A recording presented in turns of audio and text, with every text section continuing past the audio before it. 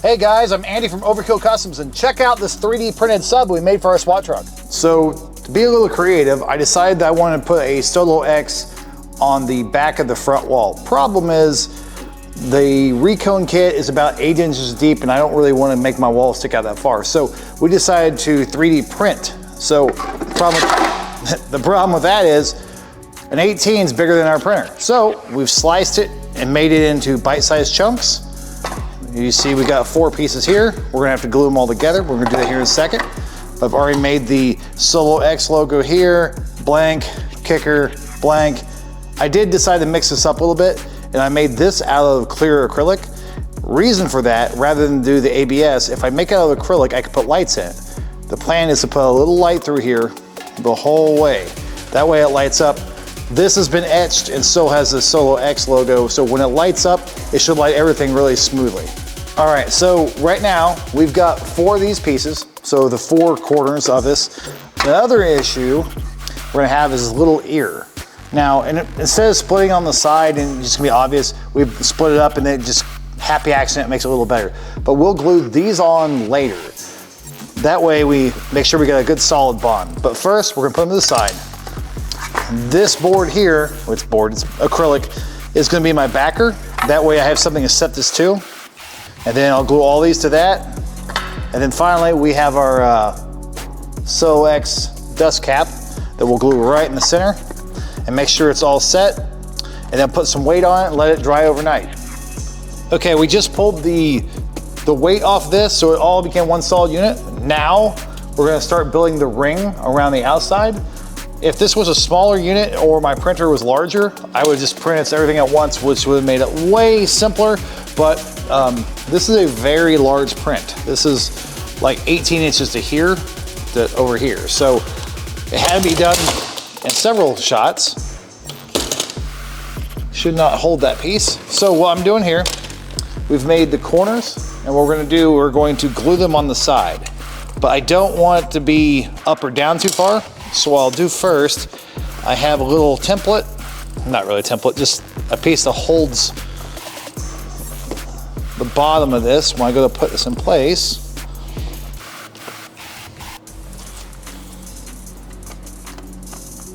All right, it's just, that way when I set this on here, it'll sit flat. Get my handy dandy super glue that we all know I love. Try to be a little sparing because I don't want it to ooze up top. Not looking forward to trying to do another 30-hour print.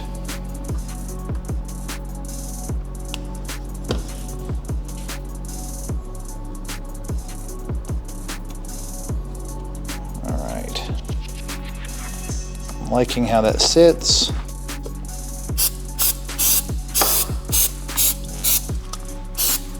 Hit with some accelerator. Now hopefully I didn't accidentally glue the brace to it, which I did.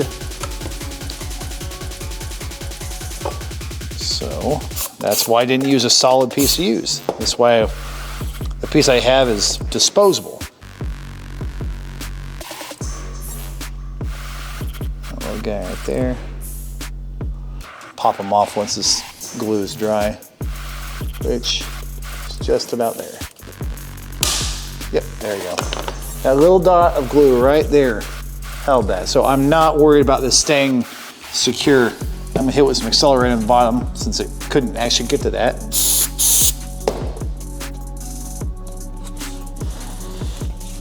All right, now we got 1 corner. 3 more left.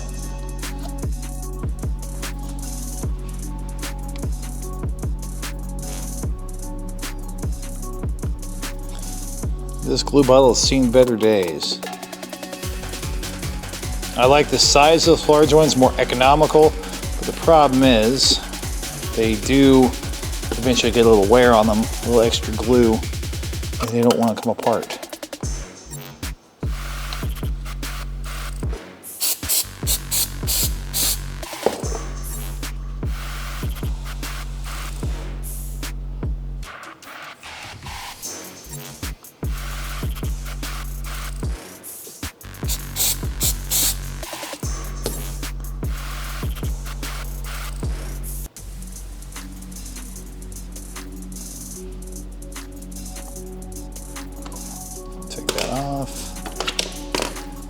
And that's how it's supposed to do. It's supposed to come right off. First time I got a little excessive. Just to make sure she's all good.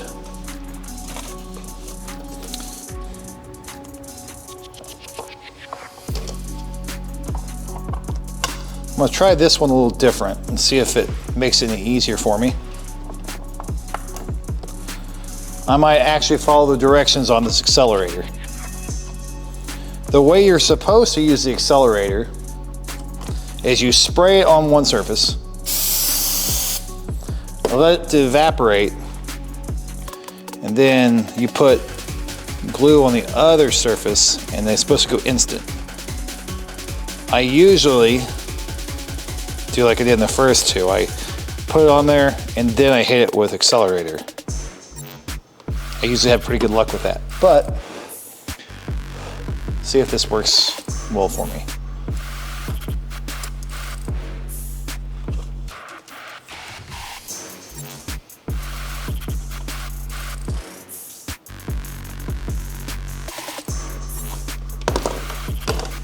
That looks okay, it worked too. So it seems to be more of a matter of preference. I do like the other way better, just because I can get it 100% perfect. This does have a tiny little gap, which I'll go back and fill it in, but I do think I like my method better. But the bottom's still not sticking to it, so that's great news.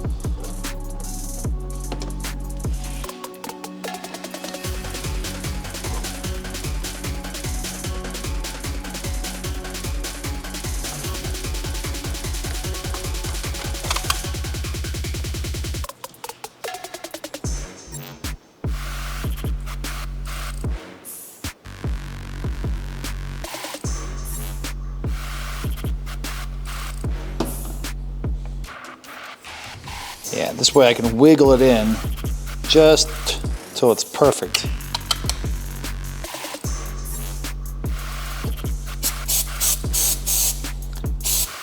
Because once I accelerate hit it, it's done.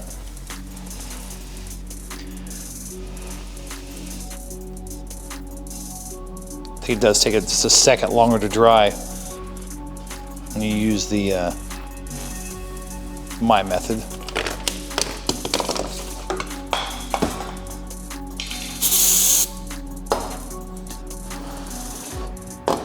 All right, so now, I'll stand back and give them all four, but we got all four corners in this ready to go. I'm going to go ahead and fill in a little extra glue on the sides, and after that, I'm gonna come back and put some lights in this. Now that I've got the back end all glued down, I'm getting ready to put some lights on. Just heads up, if you decide to do something like this in the future by yourself, number one, put an indexing mark so which way you know is up, because on this logo, this looks cool, but if you messed up and it's sideways, it's just not gonna give you the same effect. Now, good thing this is up or down either way. So I went ahead and made a little index mark pointing this way up. Another thing, when you're putting in the extra glue, if you find the gap's a little too big, instead of just keep layering glue on, you can use baking soda. It helps to activate it. It also does a good gap filler, and it's cheap. You put it in a little squirt bottle, it just kind of puffs out real easy. What I'm gonna do now is install these LED lights around the perimeter. But before I do that, I'm gonna use a little adhesion promoter. This is brand new plastic, but it never hurts to promote the adhesion on these, because you never know what's gonna happen. And this is gonna be right against our base wall, so anything I can do to help this thing survive, the better. And you see here, this black is the residue that's coming off from the 3D printer. Big thing is to seal those back up, because it will evaporate, and that stuff costs like $60 for a cup, so it's not cheap.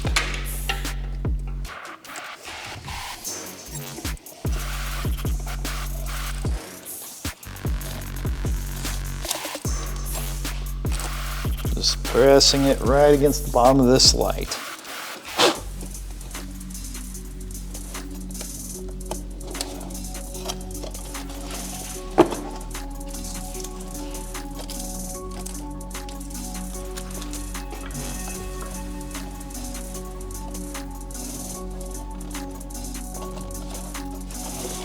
Now on these strips, these little copper lines, those are little solder points. But basically, you just know you cut anywhere there, you're safe.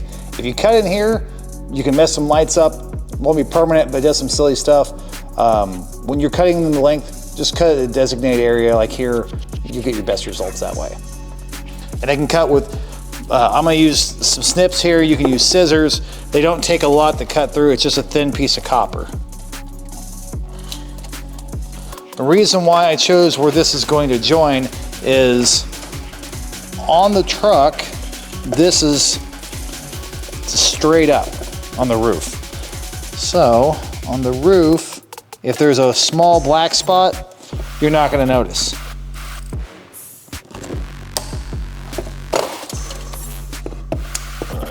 So this, you can try to reuse this and you can solder back to those tips, but it's not really worth it. I've not had much success with it. Throw it away, grab another one. But once again, I'm gonna go down and make sure this is pressed very firmly around the whole strip. Awesome.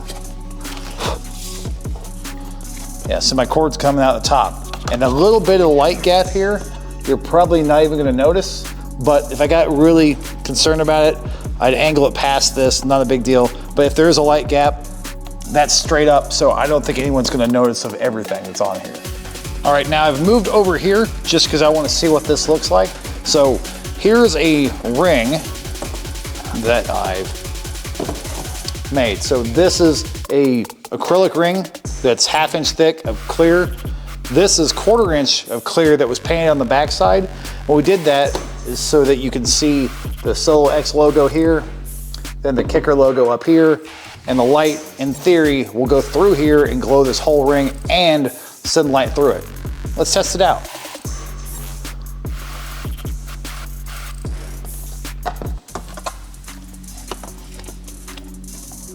All right, so this is how it'll sit, like so. Let's go ahead and put some power to this.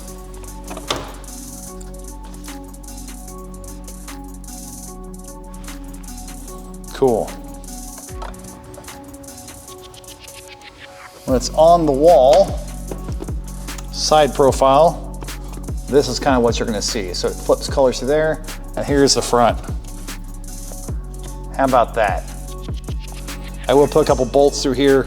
These are actually going to secure it. These side ones here are probably just gonna be aesthetic, but it does look pretty cool. I will say for my first attempt making a light up subwoofer, I'm very happy.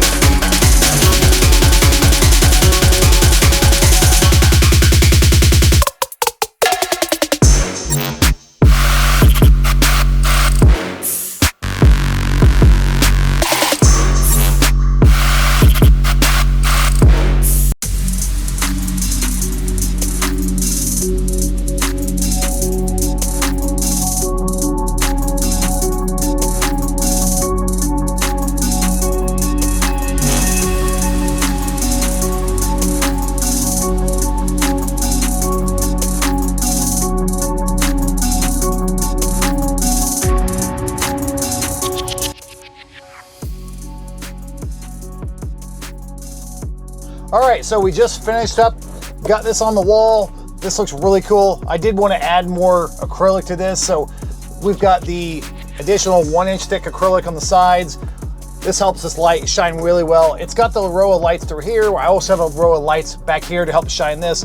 I would flip this to a flashing color back and forth, but unfortunately when I do that, the camera doesn't like it. It freaks out, doesn't know what color to focus on, so that's what we've done here.